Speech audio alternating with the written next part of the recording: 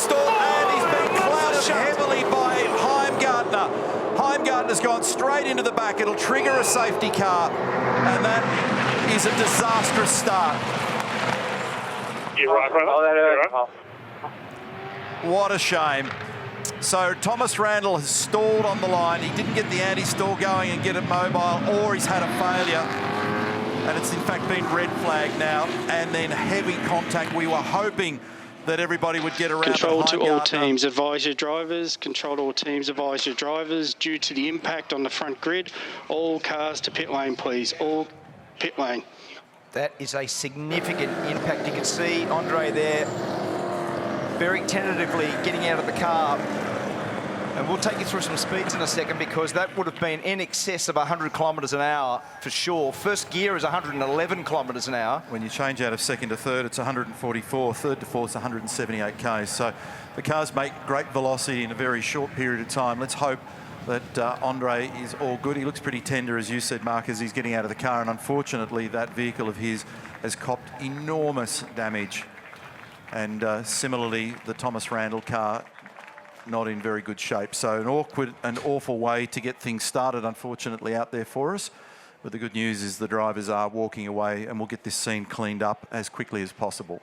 So you watch this, he moves, and then he moves again, and that's when it stalled. That's probably close enough to 150 kilometres an hour, I reckon that is.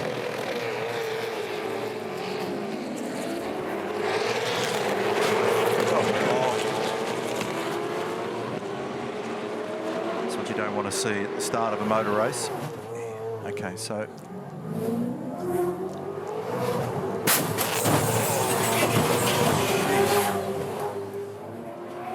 Race control safety car proceeding to pit lane with field behind us.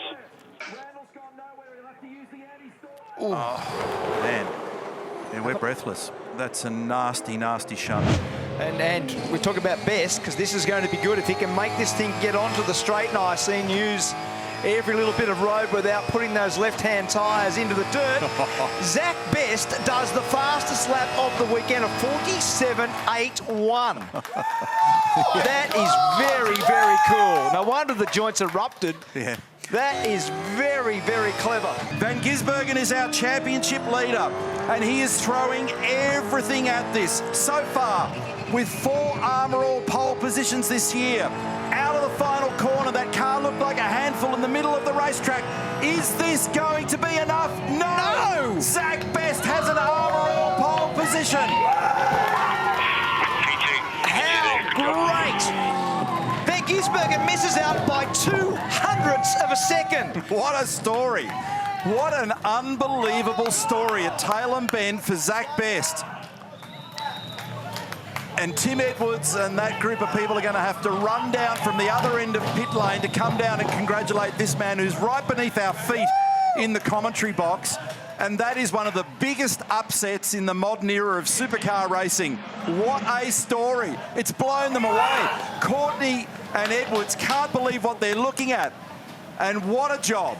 What an extraordinary performance from the 20-year-old from Benalla. How are you feeling right now, right in this moment? The whole team have run down, all the Tickford team have run down from the other garages.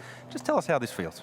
Just a little bit overwhelmed, but to expect all these cameras down this end of pit lane and the pole position, it's just so surreal. I don't know what to say, really. I didn't think he'd get away with it. I thought he was on the dirty side then, and I thought he was probably going to outbrake himself, but he got it stopped, didn't he? I didn't realise this happened. That explains what went on here with Will. So he got turned.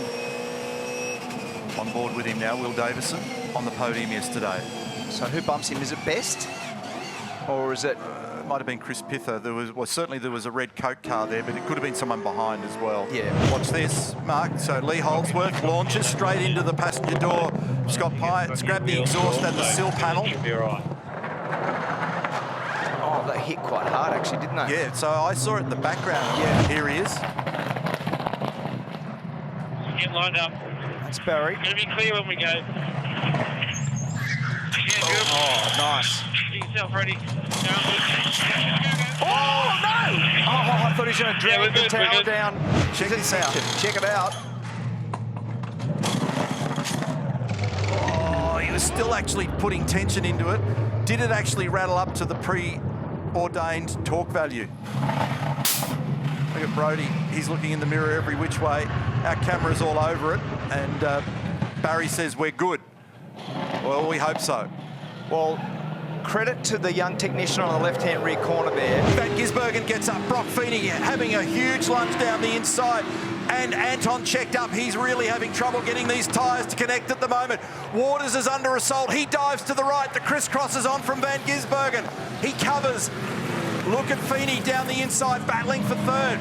You need to look in every direction at the moment. Now, is there a change for the lead? Does Van Gisbergen get up the inside? Yes, but does he carry too much speed into that final corner? Yes. The crisscross coming out the other side now for Waters. Here we go, it's a drag race down the front straight. Waters comes back one more time. This is remarkable skill, folks. These are the best drivers of these sorts of cars in the world, have not driven in the wet all weekend, have not even thought about how wild these conditions are, can't see, and they are turning it on. Here we go, got the inside. Can he get the nose of it, Maid? No. I thought he was going to try to force his way down the inside as you go over the brow for 7 and 8. Great skill, great delicate touch. We're looking at top-class operators, as Mark described before, and there's nothing between the top four. And Waters is the pioneer that Mark described a moment ago, and he's slipping and sliding everywhere, and now Van Gisbergen tries to round him up in another direction, runs wide in the process. He may lose a spot to his teammate, and he has. Brock Feeney jumps up one spot in the process. Every factor, all the steering weight, through the seat of your pants, through every single part of it. He's gone. He's gone, and he's taken him with him. So, and is he going to bog this thing? Does he get out? So off Feeney the road off. also for Feeney. So there's action everywhere out there at the moment. Will Davison has gone off. Brock Feeney has gone off. And that's the margin, first, second and third. So it is still Waters, Van Gisbergen and De Pasquale. What a race. And trouble for the MSR cars. The truck assist cars have got together at 6. Jack, all right? Looks like there's something on the road down there. Everybody off the road at that zone. Control to all teams. 15-second time penalty to car 25 for a driving infringement. Whoa. Did he get him? He did. We're enjoying the onboard, but we need to get back to the description here because another change. In the meantime, there was a penalty in the background for Chaz Mostert. So how slippery was that thing out there? Watching over the left shoulder of Van Gisbergen. Waters is not done. He's going to get back down the inside. This is unbelievably great motor racing between these guys. There is nothing in it. The drivers are matched, the cars are matched, and De Pasquale's in this as well. Gentle fanning of the throttle as Cam tries to find traction against that wet tyre. He locked the brake, he's run wide, he locked the inside front, and that's an invitation for shame. Now, he managed to keep it on the racetrack critically, but we saw it bobble and knew exactly what was going on. And you saw that it was ploughing. He released the brake to get the steering back and drops a spot in the process. Because this is a relatively new racetrack, it doesn't have that gnarly, raspy stuff off the racing line. And whoa, that's not good for Will. Whoa, he's still going. Which way's north? How'd you like to stay committed to the throttle? Oh, and That's what it is. Right-hand side there for David Reynolds, and it's had a fair nudge at the front as well to be deployed. Here we go, here's the bang. So that's David fully locked up into the back of James Golding. So that's the mystery. We were trying to work that out before when they'd made so much ground. Have a look how far off the road they are, and that's just visibility. Yeah. That would just be pure visibility. Wouldn't have been able to see where the car in front was. What a shame for both, because they were both steaming along really nicely, and for young James Golding, who's only in his second event with Peter Gisbergen at Premier Hire Racing in the Subway car. Have a look at the screen. This is what you get from the local Ampol there, Neil. You just grab one of those when you're doing your screen next time. Gee whiz. So wild ride here for Jake Kostecki. He rotates it. This might make defence. It's so far off the road. Lucky it spun so violently because it looked like it was going to make those tyres off the back there. Out of the final corner for the last time this weekend, and he's done it 3 times in a row at the Bend. Well done, Shane Van Gisbergen. beautiful drive. 8.7 seconds in the end. So a podium for Waters after trying very hard in the first couple of races here this weekend. He converts.